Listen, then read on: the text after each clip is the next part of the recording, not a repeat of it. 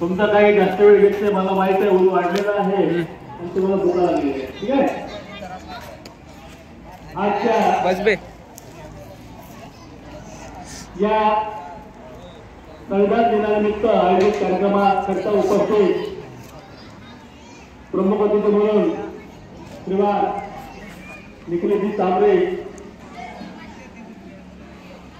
मंचावर उपस्थित विद्यालयाच्या ज्येष्ठ शिक्षिका श्रीमती कदुरकर मॅडम, ज्येष्ठ शिक्षक आदरणीय अब्राम सर, कुमारी मुख्य मॅडम, कुमारी उमरे मॅडम, श्रीमती भगत मॅडम, श्रीमान दांडे सर, गोपाळ भाऊजी, त्यानंतर विठ्ठलभाऊ दुंगरे आणि किशोरभाऊ बांबोडे, सर्वच जनता कॉन्व्हेंट स्कूलच्या सर्व शिक्षक शिक्षिका आणि विद्यार्थी मित्रांनो, सर्वप्रथम मी भारतीय राज्यघटनेचे शिल्पकार भारतरत्न परमपूज्य डॉक्टर बाबासाहेब आंबेडकर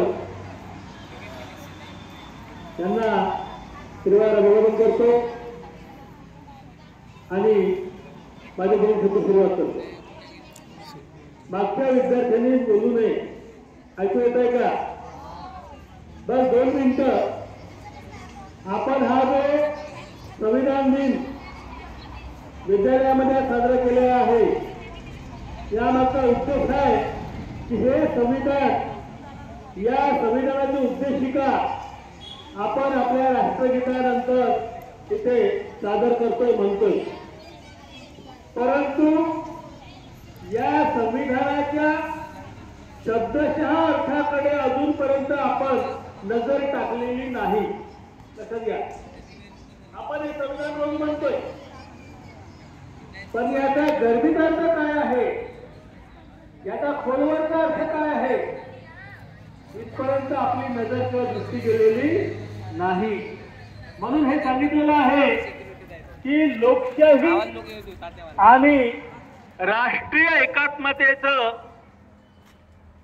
प्रतीक म्हणजे भारतीय संविधान आहे.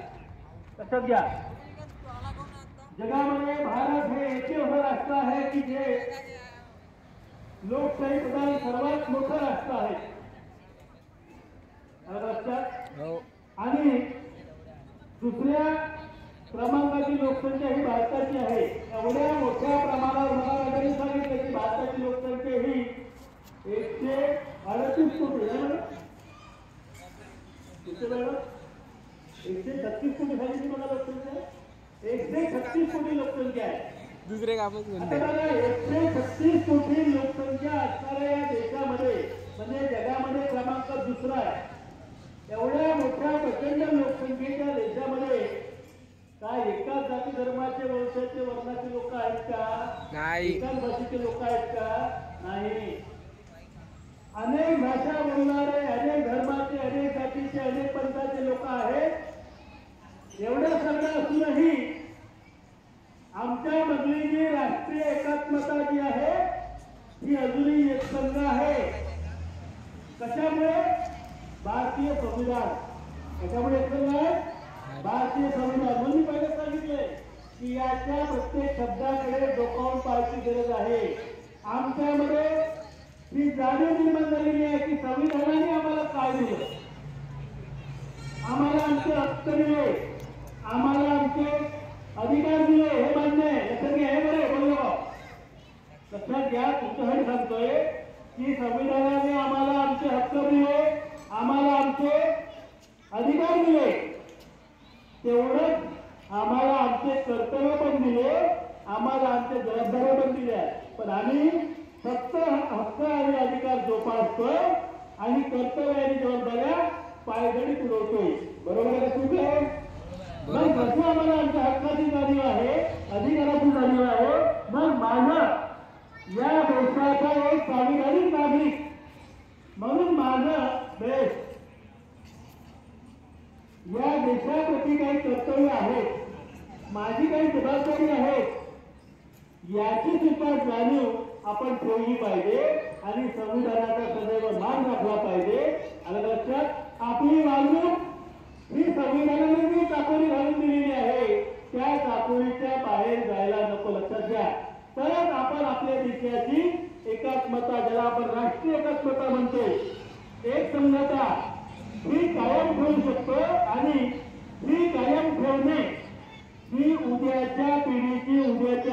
काळाची गरज आहे हे सर्वांनी लक्षात घ्यायचं आणि आपण संविधानिक वागणूकच आपली असली पाहिजे. आपलं बोलणं सुद्धा संविधानाने निर्देश केल्याप्रमाणे असलं पाहिजे, त्याच्या चाकोरीच्या बाहेर नको.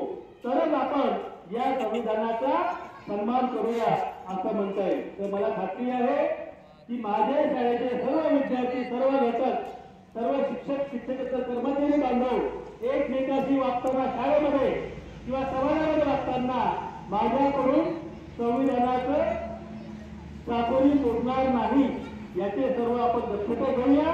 तरच आपण खऱ्या अर्थाने संविधान